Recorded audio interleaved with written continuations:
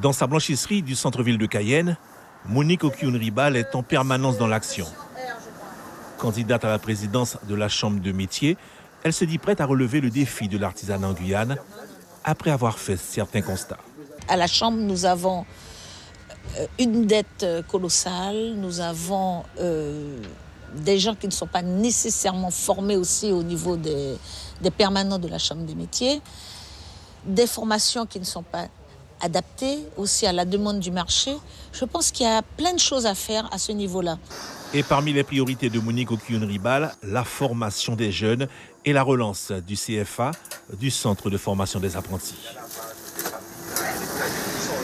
Il faudrait de toutes les façons faire un audit sur ce CFA, savoir quels sont les métiers qu'il faudrait enseigner dans le CFA afin qu'ils puissent trouver que les jeunes puissent trouver un emploi en Guyane.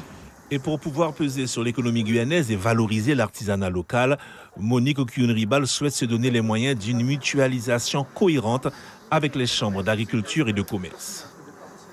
Effectivement, on mutualise à ce moment-là le CFE, on mutualise le lieu de rencontre aussi des artisans.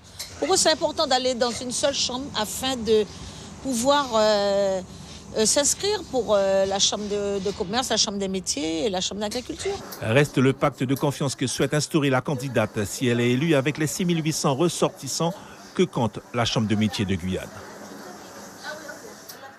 Que les ressortissants de la chambre des métiers se réconcilient définitivement avec leur chambre, qu'ils s'approprient leur maison.